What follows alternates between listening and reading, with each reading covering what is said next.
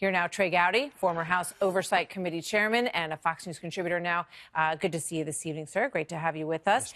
Yes, so he's arguing that because this is of such great public importance, as the Clinton investigation was at that time, because it was in the middle of an election, that it is incumbent upon these officials to make sure that they come forward as he did and share everything with the public. What do you think? The purpose of the criminal justice system is not transparency. It is due process and it is fairness. If the purpose were transparency, the grand jury would meet in public. The trial jury would deliberate in public. All of the witness interviews would be done in public if the purpose were transparency. The purpose is fairness. Ultimately, I hope the report is released consistent with classification. I don't want any classified information out there. I don't want grand jury material. But there's a third point, too, and Comey did this in July.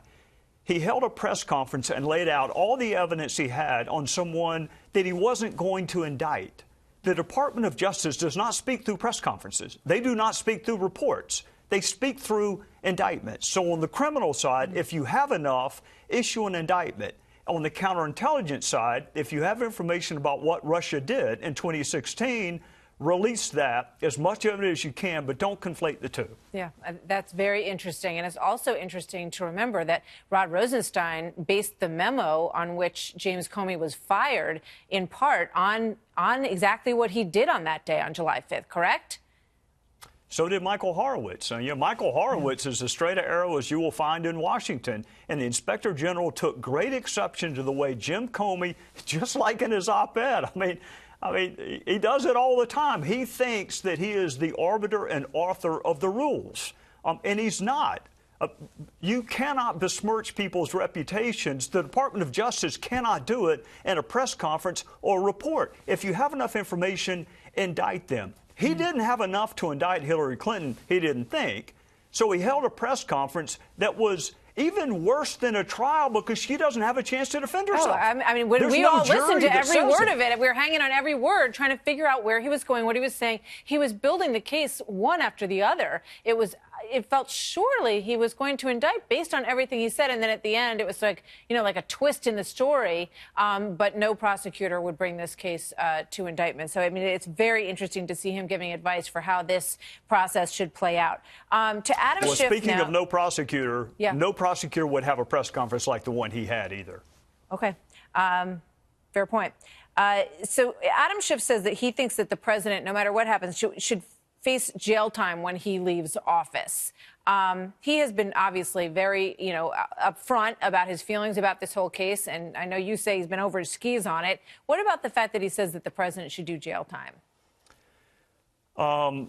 Like without a trial, without an indictment, without a burden of proof? Does Adam just want him to go straight to jail? None of the due process that's afforded everyone else in this country? No presumption of innocence? How about that, Adam? How about a presumption of innocence? Is that okay for the president, or you just want him to go straight to jail?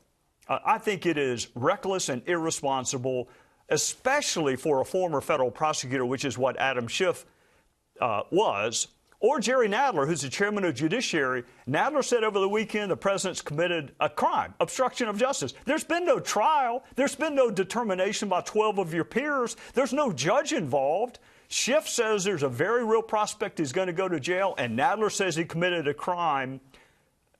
We haven't even read the report yet. There's not one single sentence of the Mueller report out, and one of them's got him convicted, and the other one's got him in the Bureau of Prisons. Well, Jerry Nadler said that the investigation was not wide enough in the scope, the Mueller investigation. So they want to make sure that they can expand it as they move forward on all these investigations that they're doing. I want to get your quick thought on a completely different story out of South Carolina tonight, because it's just unbelievable. The mayor of Lamar, South Carolina, Darnell Byrd McPherson, claimed to be a victim of a hate crime. This seems to be going around. After she woke up and she found a strange yellow substance, and I think we have pictures of this, if we could put them up, caked all over her car. She was trying to figure out who would do this to her car, slime her entire car with all of this yellow stuff. And she said, I likened it to a hate crime because, number one, there's a history in our town of Lamar. It ignited some fear in my spirit when I saw this. But the police went out and investigated, Trey Gowdy. And what did they find? What did they decide it was? Bee pollen. Not just the police, but the South Carolina Law Enforcement Division, SLED, widely respected statewide law enforcement entity, found that it was bee pollen. You know, Martha, my state has a provocative history when it comes to race, but we also had a governor of Indian descent, and we have the only Republican senator of color, and we have Jim Clyburn, who is in the upper echelons of House leadership. We've made progress on the issue of race in my state. I wish we made progress educating elected officials that in late winter, early spring, something called pollen comes on cars. Trey Gowdy, always great to see you. Yeah. Thank you very much.